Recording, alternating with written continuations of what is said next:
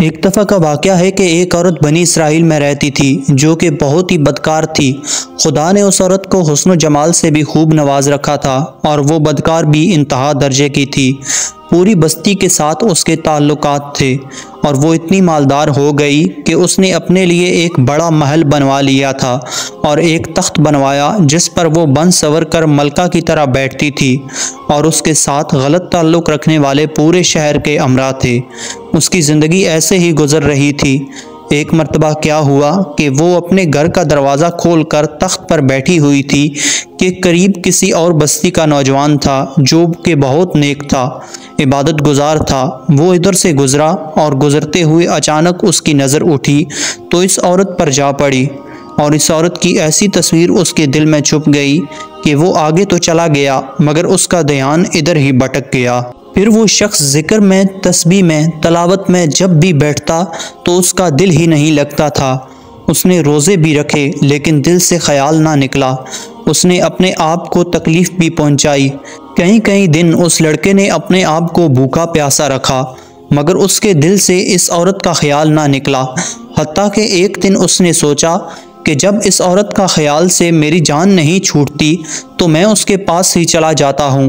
چنانچہ اس کے پاس جو تھوڑا بہت سامان تھا اس لڑکے نے بیچا اور اس نے اتنے پیسے تیار کیے جتنے سے وہ بدکار عورت اپنے پاس آنے کی اجازت دیتی تھی۔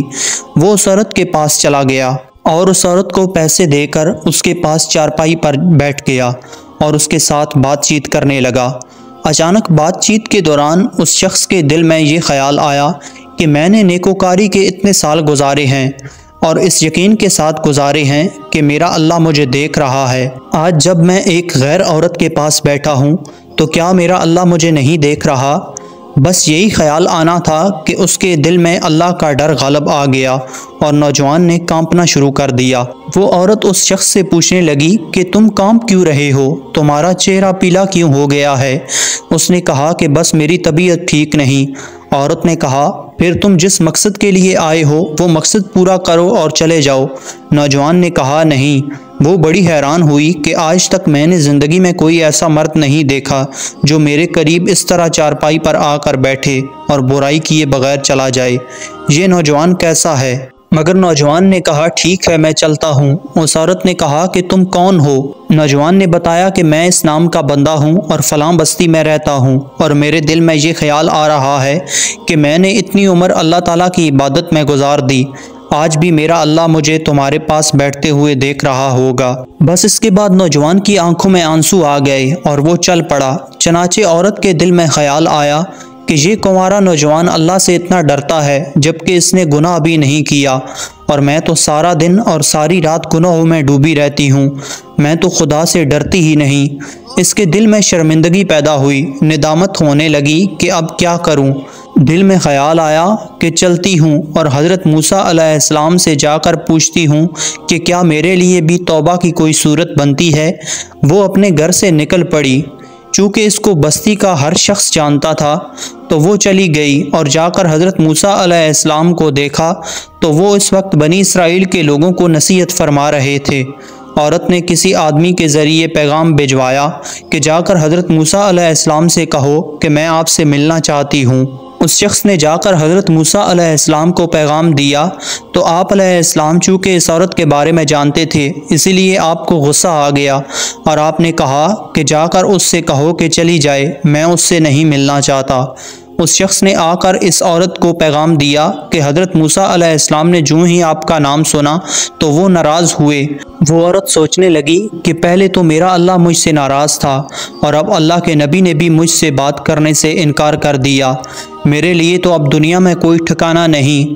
وہ عورت بڑے اداس اور بوجھل قدموں کے ساتھ وہاں سے واپس آئی اور اسے سمجھ نہیں آ رہی تھی کہ وہ کیا کرے۔ اب وہ حیران تھی کہ اللہ کے نبی نے بھی مجھ سے بات نہیں کی۔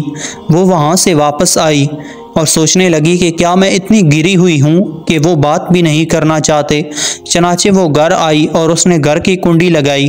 اس نے اپنے کسی بڑے سے سنا ہوا تھا کہ بندہ جب اپنے رب کو منانا چاہے تو وہ اس کے سامنے سجدہ کرے۔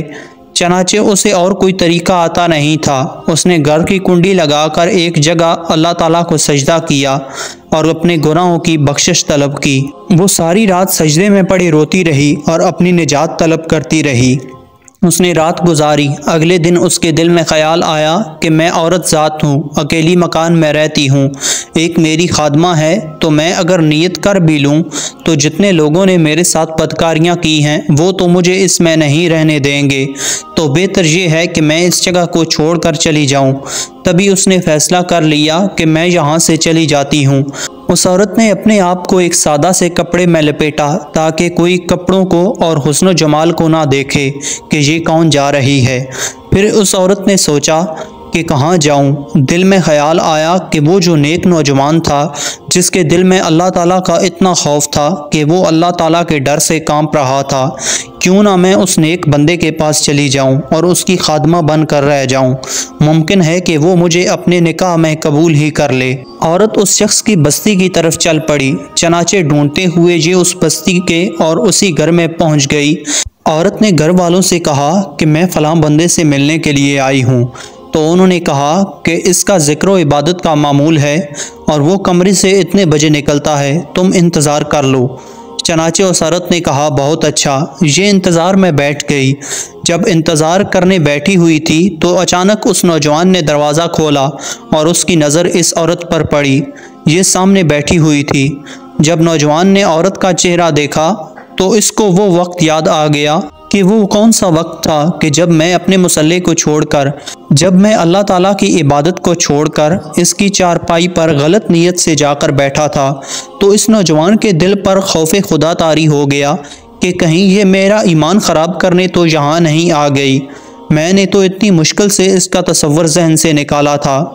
उस नौजवान पर इतना ज़्यादा खौफ खुदा तारी हुआ कि उसकी फ़ौरन वहीं पर जान ही चली गई और उसकी वफ़ात पर घर वाले भी रंजीदा और इस औरत को बड़ा ही गम था। खैर 3 दिन के बाद इस औरत ने उनके घर वालों को बताया कि मैं तो इस नीयत से यहाँ आई थी। तो उसके घर वालों ने कहा कि अब वो तो इस दुनिया से चला गया है, लेकिन इसका एक भाई है, अगर तुम मुनासिब समझो तो हम उससे पूछ लेते हैं। अगर वो तुम्हारे साथ निकाह कर ले तो तुम उसके साथ निकाह कर लो। उस औरत ने कहा ठीक है। जब भाई से पता किया तो उसने कहा ठीक है कि अगर पहले ये औरत ऐसी रही है और अब तौबा की नीयत कर चुकी है तो मैं इसको अपने निकाह में कबूल कर लूँगा। चनाचे इस औरत का उसके भाई के साथ निकाह हो गया और इस औरत को अल्लाह ताला ने 7 बेटे अता फरमाए और वो 7 बेटे बनी इसराइल के औलिया में से गुजरे हैं। ऐसी बदकार औरत भी अगर तौबा करती है तो अल्लाह ताला उसे 7 वलियों की माँ बना देता है। नाजरीन, अगर आपको हमारी ये वीडियो पसंद आई हो तो वीडियो को लाइक और चैनल को सब्सक्राइब ज़रूर से कीजिए। मिलते हैं बहुत जल्द एक और वीडियो के साथ, तब तक के लिए अल्लाह हाफिज़।